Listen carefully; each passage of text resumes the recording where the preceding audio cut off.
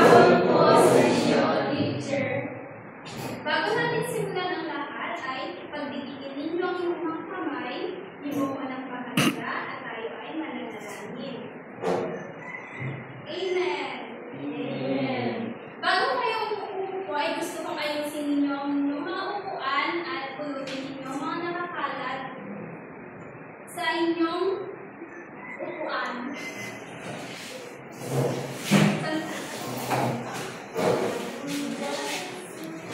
Pwede na kayo umupo. Salamat po, teacher. Mga bata, bago natin simulan ang lahat, gusto kong tumingin kayo sa inyong kanan, tumingin kayo sa inyong kaliwa. Mga bata, sino ang wala ngayong araw? Wala po, teacher. Magaling. Bago natin simulan ang lahat mga bata, gusto ko munang ipresenta ang alituntunin natin dito sa silid-aralan.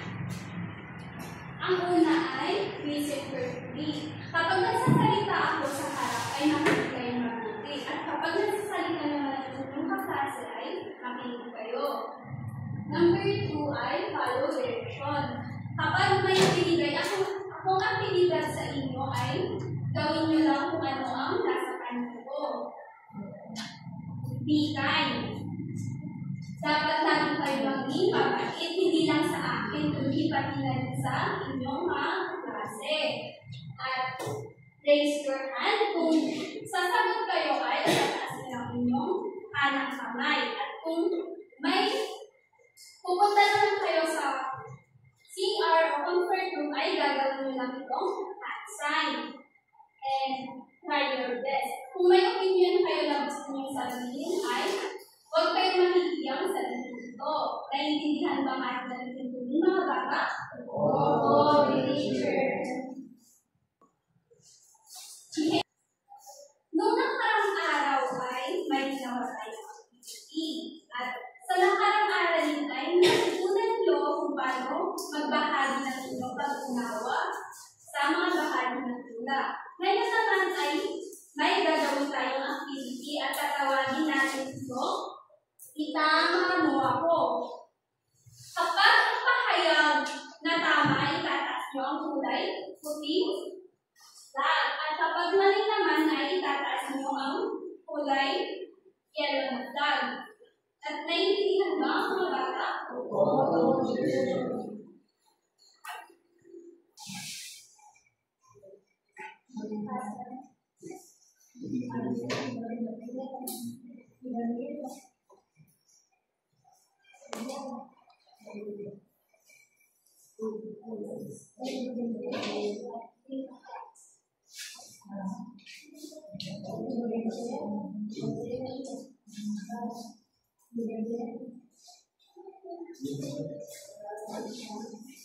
Mayroon na bang matawan ng lahat?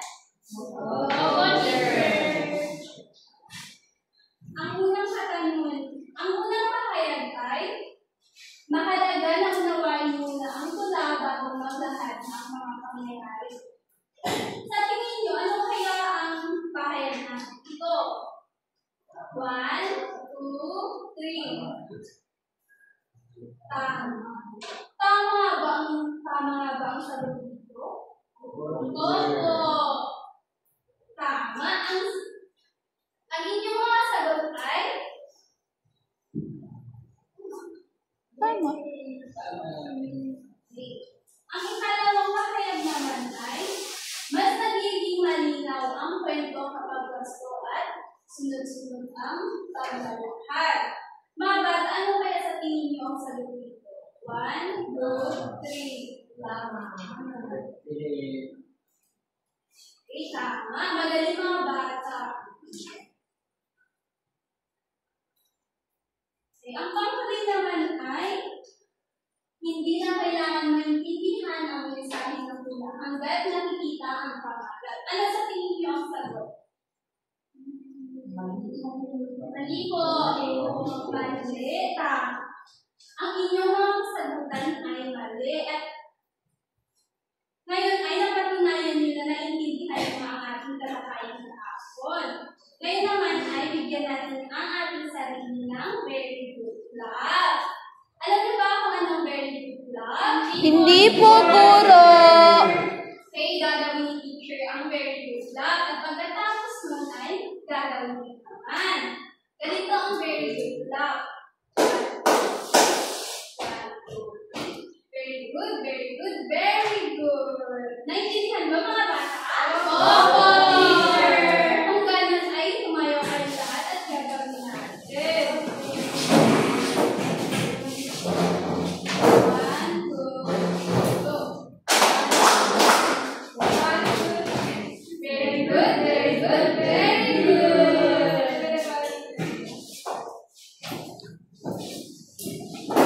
Mga bata, may hinanda akong mga bata, itasan niyo nga ang inyong mga bata sa harapan.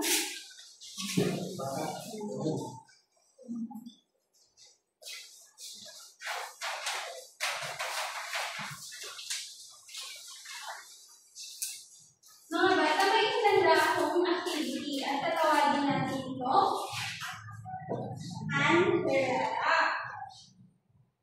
May mga tanungan at larawan akong ipapakita at ang mga sagot nito ay bibigyan ko ng star. At kung gusto nyo sumagot ay tataas nyo lang ang kanan. Ay maliwanag ba mga bata? Oo, teacher. Ang una ay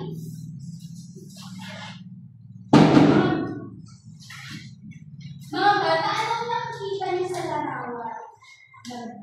Nagdadasal po. Nagdarasal. Tama ang inyong sagot. At ano po kaya ang pangalawang tanong? Ang pangalawa ay bakit mahalaga ang panalangin sa pag-aaral mga bata? Kaya po ngayon, as the Jesus, shout out to you. Ang unang larawan ay mga bata, ano ang nakikita niyo sa larawan? Isang bata nagdarasal po, teacher. Tama. Ang nakikita niyo sa larawan ay batang nagdarasal. Ginagawa ko ba niyo ito? Oo, teacher. Dapat lang. Ang pangalawa ay bakit kaya mahalaga ang panalangin sa pag-aaral mga bata? Kung hindi kayo sasagot ay bubulad ako dito.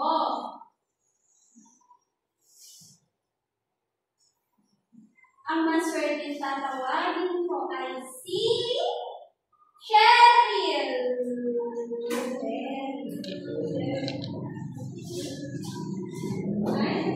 Cheryl. Bakit mahalaga ang panalangin? Para po humingi ng buhay at para po magpasalamat. Tama, nagdarasal tayo para humingi ng buhay sa Panginoon at para din magpasalamat sa mga biyayang makukuha natin. Tama ba ang sinabi ng mga bata? Oo, teacher.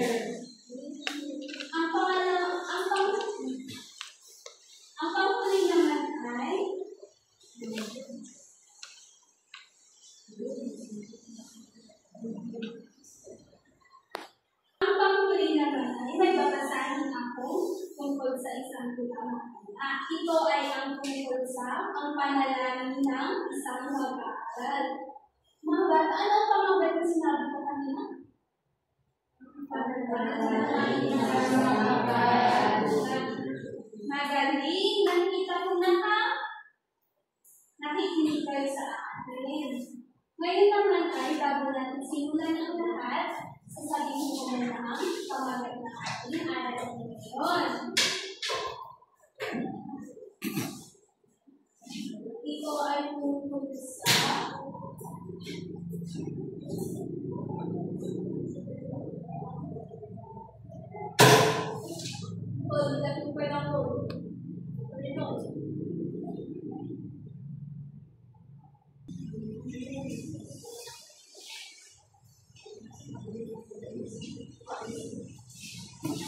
ang aralin natin ngayon ay pagbasa ng tula. Ano ulit ang aralin natin ngayon? Pagbasa ng tula. Ngayon, bago natin simulan ay sasabihin ko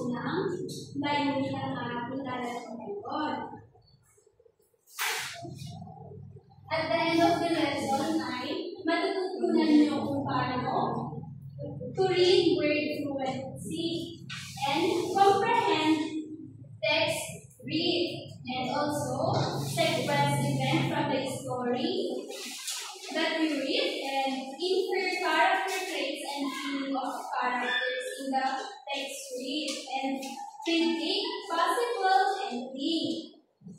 At letter F, connect one's experience with those of the character in the story.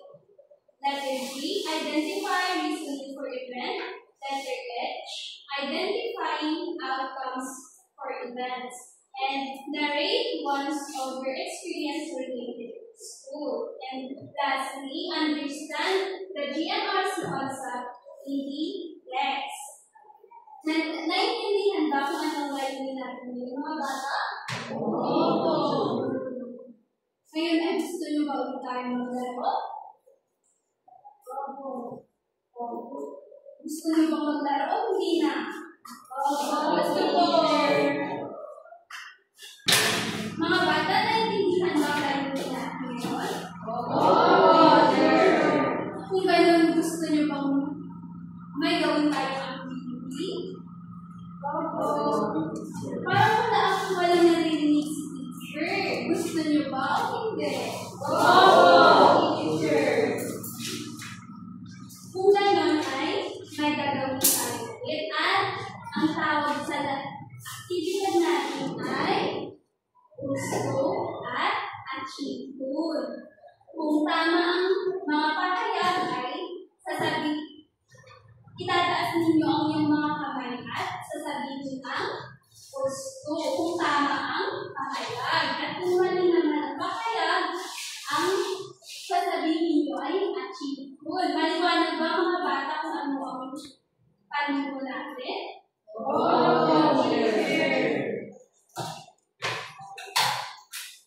Ang una ay, ang kapahamakan ay hindi magandang kaganapan. Sino gusto sumagot ng unang pahayag?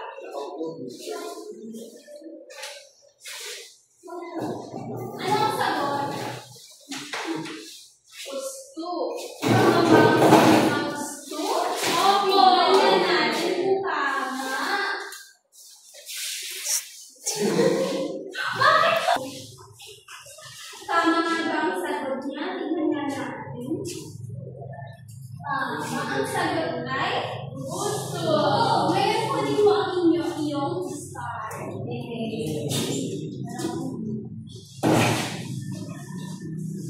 Ngayon, ang pangalawa naman ay ang oras na inilaan mo sa paggawa ng isang bagay ay ang panahon na sinasayang mo.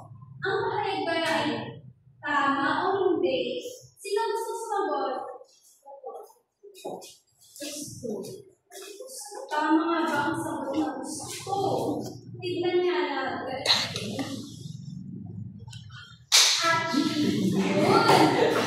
Bata, di ba? Saan susuri natin kanina? Nag-i-kind. At huwag yung katawanan ng inyong kaklase kung mali ang kanilang sagot. Maliwanag ba mga bata? Ang pangatlo naman ay ang pang-aklat ay karaniwang naglalaman ng makadulungang impormasyon. Ano kaya ang sagot dito?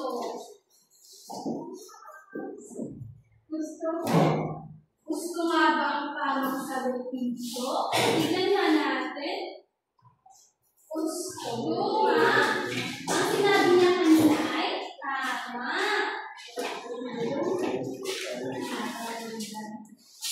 Mga bata, handa na ba kayo? Simulan na natin aralin ngayon? Opo! Kung gano'n ay bago ko basahin ang tula ay tandaan ninyo na makinig ng mabuti. At dahil may bahagi sa kwento na gagawin nyong aktibidad, naniwala ba? Opo! Ang aralin natin ay ang pagbasa ng tula. Kanina nabanggit ko na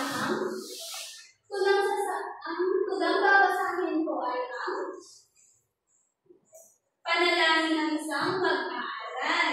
Ibabasahin ko ang tula at dapat makinig kayong mabuti dahil mamaya ay may inanda ko. Maliwanag ba? Oo. Ang una ay, Panginoon, sa araw-araw kami ay gabayan, ilayo sa anumang kapahamakan at sa mga gawain sa tahanan, kami ay tulungan makagawa upang sa pagpasok kami ay laging handa. Sa aming pag-upo sa silid-aralan, sa aming pakikinig, kami ay gabayan. Talino sa amin ay ibigay at ilalabang sa makabutuhang bagay. Tulungan mo kami sa mahalaga sa paaralan na sa amin ay nagpaaruga. Ingatan nawa namin ang libro sa aklatan. Alagaan ang mga pahina at huwag sulatan. Naintindihan ba mo ka? Oo, teacher. Ngayon ay papasahin ko ang gabayan mo din ang aming mga guro upang masigasig silang magturo. Kanilang talino sa aming ibahagi upang tunod at kabutihan sa amin ay manatili. Iwasan mo ang aming paaralan sa anumang sakuna upang aming pag-aaral ay huwag maabala.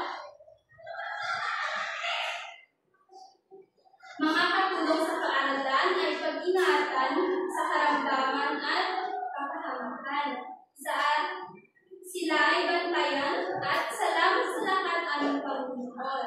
Kami ay nagagalak sa anuman maparoon. Pagmamahal mo ay sa amin ay nakakalaki.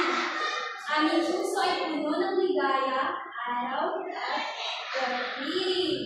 Mga bata, naiintindihan ba ninyo ang tula? At tama ba ang mga sinabi kong mga salita, mga bata? May bahagi sa tula na ipinanalangin. May mga bahagi ba sa tula na ipinagawin?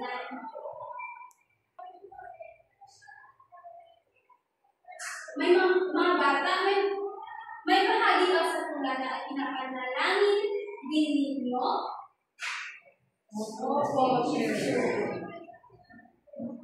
Mga bata, mahalaga na lagi tayong magdasal kung tayo ay alis, kakain, gigising at matutulog dahil ito ay ang paraan natin para kausapin ang Diyos. Sa pagdarasal ay pinapakita natin ang pasasalamat at paghingi natin ng gabay. At iba pa, maliwanag ba mga bata? Oo, teacher. Ang tulang pinasa ko ay ang panalangin ng isang mag-aaral. Ito ay tungkol sa bata na nagdarasal sa Panginoon at hiniling niya na gagayin sila at ilayo sa anumang pakailangan sa araw-araw. Ngayon, ang bata ay hinihingi ng tulong para magamit niya ang talino niya at sa mga bulupang bagay at para maging handa siya sa pagpasok. Mga bata, ano kaya ang kailangan nilang ingatan sa paaralan na nabanggit sa tula? Nang gusto ko sumagot? Wow, wala sa ako. Pipilihan ko rin ng pangalan.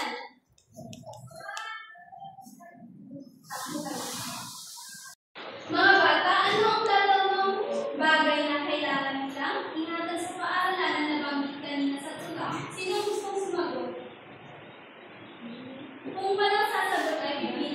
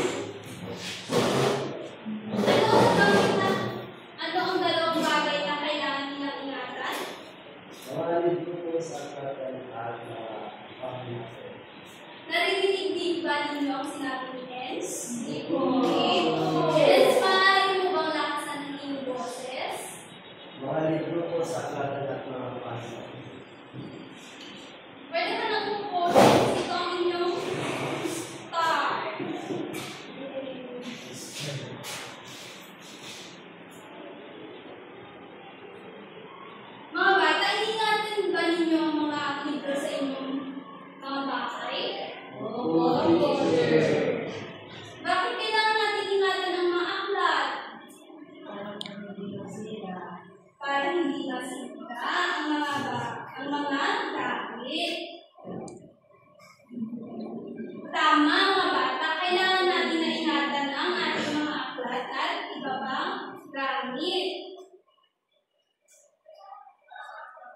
Mga bata, ano naman kaya ang hiniling niya na huwag maabala dahil sa sakuna? Kung walang sasagot, ay pipili na po ng pangalan. At ang pangalan ay si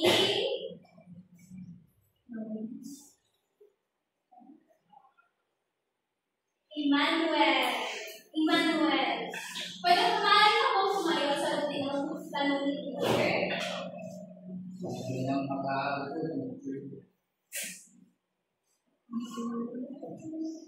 Paano po ulitin ang kanilang pag-aaral? Ano kaya mangyayari pag may sakuna o bagyo?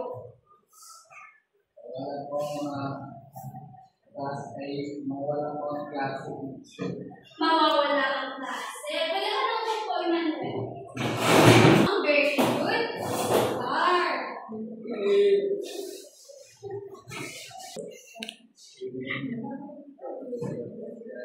Mga bata, gusto nyo bang mawala ang klase nyo?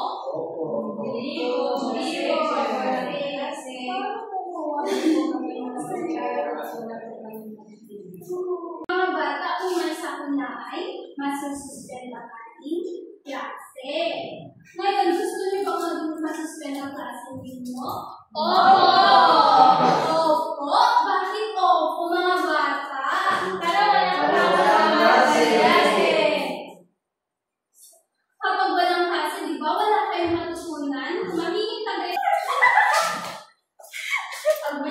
Ayun lang po. At bibigyan ko kayo ng puntos ayon sa ating rubrics.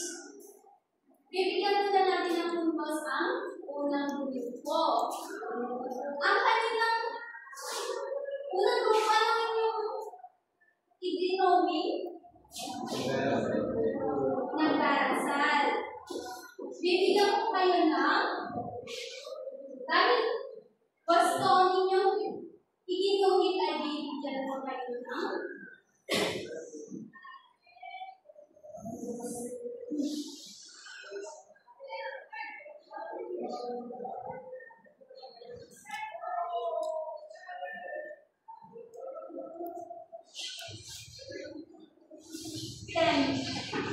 ten points. At sa pagpapalinis natin, mga bata, tingnan nyo nga kung malinis ang kanilang ginawa. Malinis po. Malinis po, bibigyan na sila ng 5 puntos.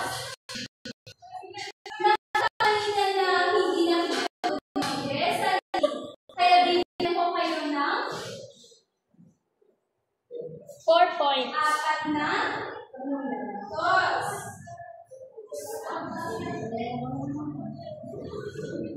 Total ay 19 points.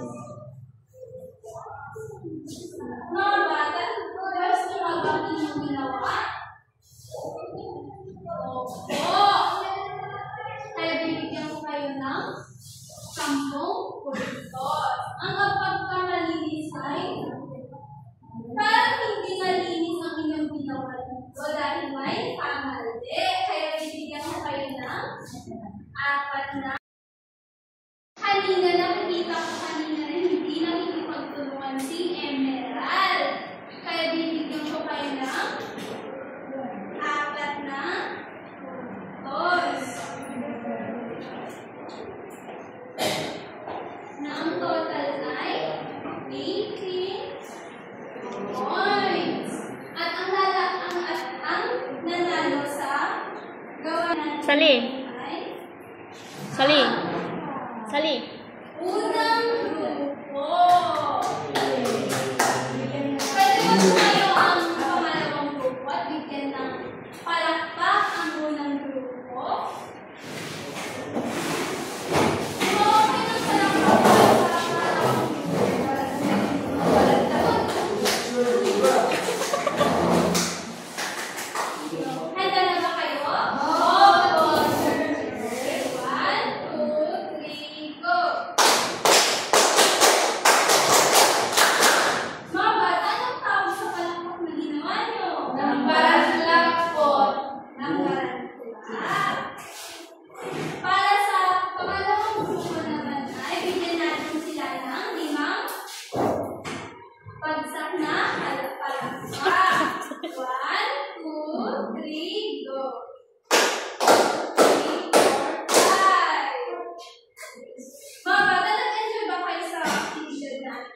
Hindi po.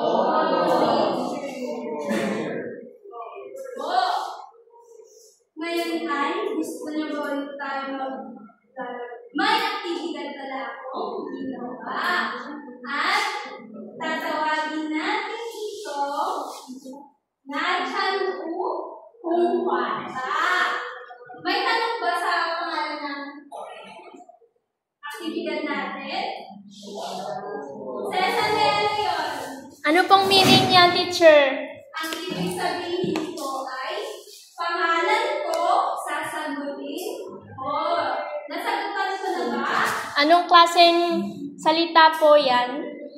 Ang salitang ito ay ang aming dialect. Kaya ginamit ko ang para sa title ng ating activity. Ngayon mga bata, handa na ba kayo? Opo.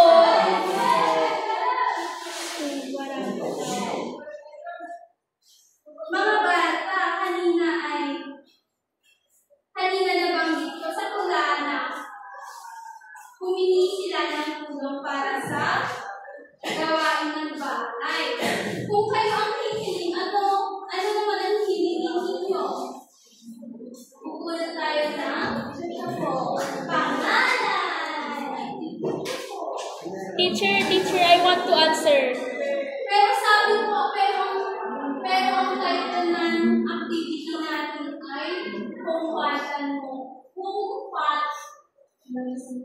Ang title ng activity natin ay Kumpata. Sorry po. Kung sino ang makapipili mong pangalan ay ang sasagot sa examen.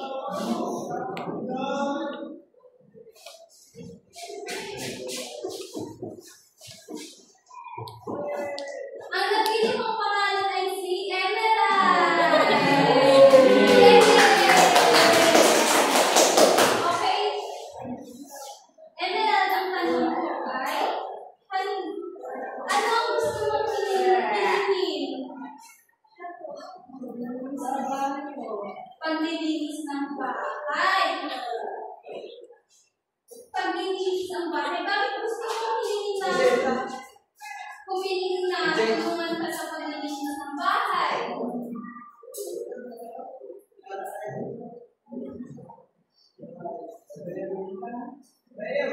Okay. Nasabi kanina sa tula na ingatan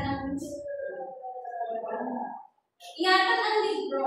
Paano mo maipapakita sa bahay niyo na iniingatan mo ang inyong mga libro?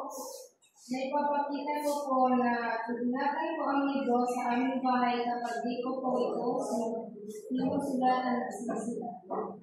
Ang sagot niyo ay tama. Mapapakita ninyo na kapag hindi nyo sinusulatan at sinisira ang libro ay iniingatan ninyo ito. Ito ang star mo, Emerald. Ang pangalawang tanong naman ay, sa tula na binasa ko kanina, nagpapakita na ang panalangin ay hindi lang ginagawa sa simbahan. Kailan nyo pwedeng gamitin ang panalangin sa araw-araw ng buhay bilang isang mag-aaral? Okay, pili ako ng sagot. Na ang pangalan ay si Emmanuel. Emmanuel, pwede mo bang sagutin ang kakitan mo?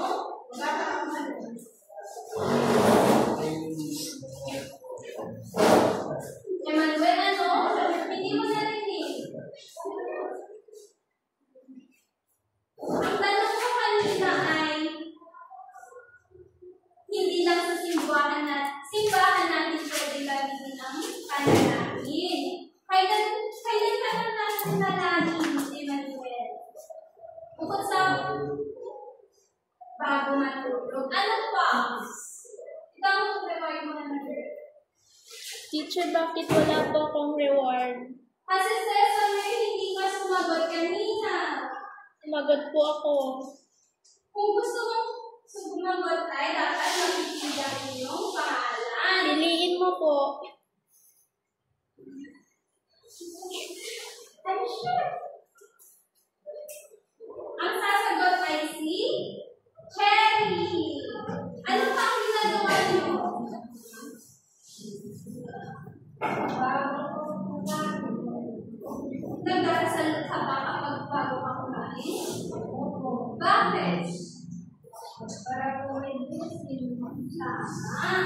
Dapat bago tayo kumain ay magdasal tayo at magpasalamat sa blessing na binibigay sa atin.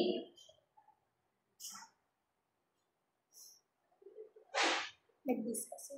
Ang mga sinabi niyo kanina ay tama dahil naipapakita ninyo na natutunan niyo ang ating aralin kanina ang aking mga sinabi. Ngayon ay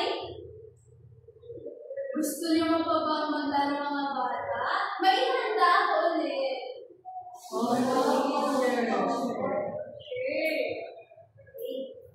Ang tatawagin natin sa larong ito ay Humpatang Haon. Ulit? Humpatang Haon. Alam niyo ba kung ano ang humpatang haon? Hindi po. Ang humpatang haon ay kapag nagtanong ako ay dapat sasagutin niyo ako. Maliwanag ba? Opo. Okay. Ang katanungan ko ay kung kailangan mong pumili ang pinakamahalaga na salita sa buong panalangin, ano ang pipiliin mo? Siya po. Siya po, teacher. Anna May!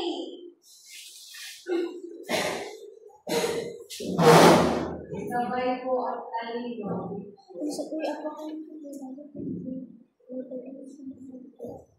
Gabay at talino. Bakit yan ang pinakamahalaga salita ng buong panalangin? Para po mag-ibig kasi. Mag-ibig. Tama ba ang sausip? Anna May? Medyo po. Gabay at talino. Gusto niyo ba manalangin para humingi ng gabay? Oo. Bakit? Bakit kailangan niyo humingi ng gabay? Para sa protection. Anna May, bakit kailangan mo humingi ng gabay? Protection. Para po Maging ligtas. Dapat kung mananalangin tayo ay humingi din tayo ng gabay para maging ligtas tayo sa pang-araw-araw.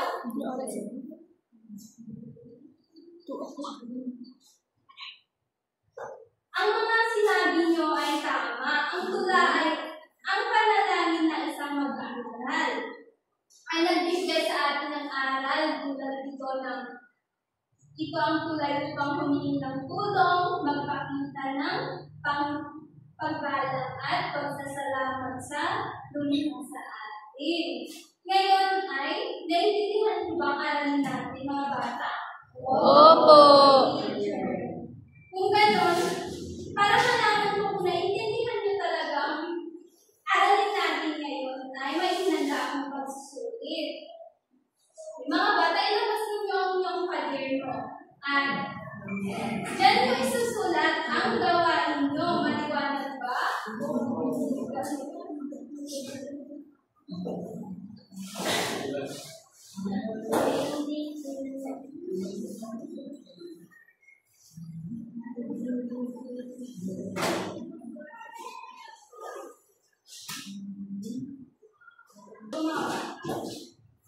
Guguhit kayo ng isang tao na mabuti ang pakikitungo sa inyo at sa paaralan at guguhit niyo ang taong ito at punan ang mga patlang.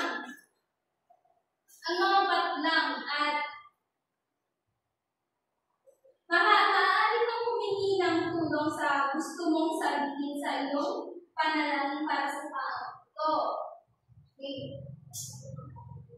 Sa aking paaralan ay gusto kong ipagdasal kung sino ang gusto ninyo at dahil kung bakit nyo gusto nyo ipagdasal ang tao yan.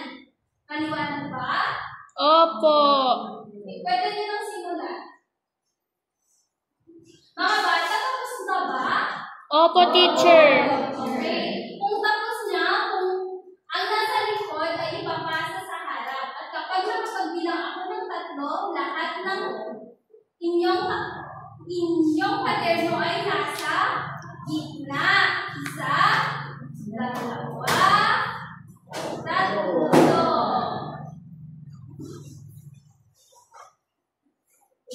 Anong nasa gitna? Okay. Mga bata, may mga katanungan ba sa ating araling tayo na? Wala po. Kung wala na kayo, kung wala na kayong katanungan ay magbibigay ako ng takdang aralin. Ang takdang aralin ninyo ay gagawa kayo ng maikling tula sa inyong gusto at isulat nyo sa kalahating papel. At ipapasa ninyo ito bukas. Maliwanag ba? Opo,